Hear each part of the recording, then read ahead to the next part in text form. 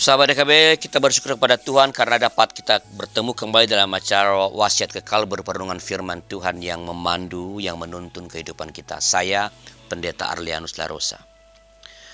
Renungan kita pada hari ini, Rabu 3 September 2025, ditulis oleh rekan saya, Pendeta Esi Esen dari GKI Halimun, Jakarta, dengan judul Allah bersama yang remuk dan rendah hati, yang didasarkan pada kitab Nabi Yesaya pasal 57, ayat 14-21.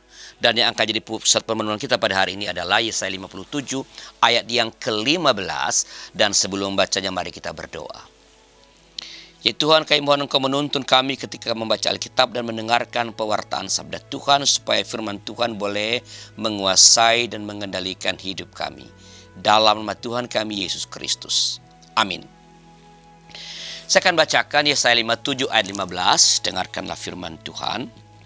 Sebab beginilah firman yang maha tinggi dan maha mulia, yang bersemayam untuk selama-lamanya dan kudus namanya.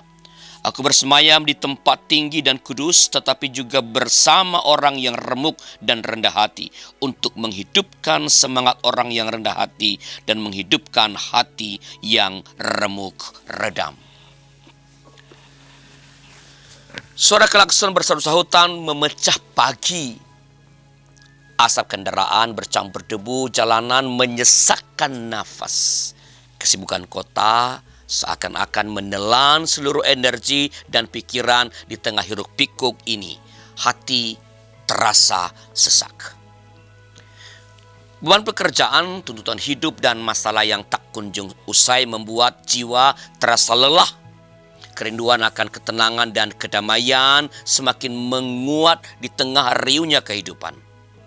Rasanya ingin menjauh dari semua ini, mencari tempat untuk bernafas lega dan menemukan kembali arti ketenangan dan kedamaian sejati. Allah yang maha tinggi dan maha kudus hadir bukan hanya di tempat yang tinggi dan kudus, tetapi juga bersama orang-orang yang remuk dan rendah hati. Ia bersemayam di tengah-tengah mereka yang jiwanya hancur, yang hatinya terluka oleh beban hidup. Sahabat, perhatikanlah kabar baik yang luar biasa ini. Di tengah-tengah keputusasaan dan kelelahan, Allah hadir memberikan penghiburan dan pemulihan. Ia rindu menghidupkan semangat yang patah dan menyembuhkan hati yang terluka. Ketenangan dan kedamaian sejati bukanlah tentang melarikan diri dari realitas, melainkan tentang menemukan Allah di tengah-tengah kesulitan hidup. Maka biarkanlah Allah menyentuh dan memulihkan jiwa kita yang lelah. Di dalam hadiratnya kita akan menemukan kedamaian dan kekuatan baru untuk menghadapi setiap tantangan hidup. Ingatlah, Allah yang maha tinggi dan maha kudus dekat dengan mereka yang remuk dan rendah hati. Sahabat, apakah Anda punya pengalaman menemukan Allah di tengah-tengah keresahan hidup, bahkan di tengah-tengah keramaian kesibukan sehari-hari? Bila Anda punya pengalaman itu, silakan tulis di kolom komentar atau kirimkan kepada kami di nomor 0812-8188-9191. Dan bila ada di antara para sahabat yang mau didoakan oleh tim GKB, kami ada tim doa yang berdoa setiap hari untuk saudara. Silakan kirimkan nama dan pokok doanya kepada kami lewat nomor 0812-8188-9191. Mari kita berdoa.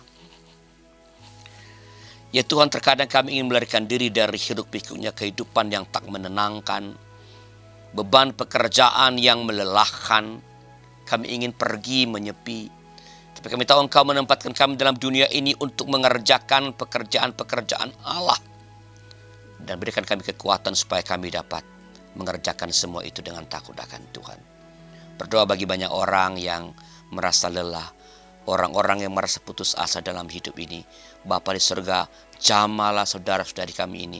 Berikan mereka ketenangan hati dan semangat untuk terus berjuang, karena yang terbaik Tuhan terus sediakan bagi setiap kami di masa depan kami. Terima kasih Bapa, dalam nama Tuhan kami, Yesus Kristus.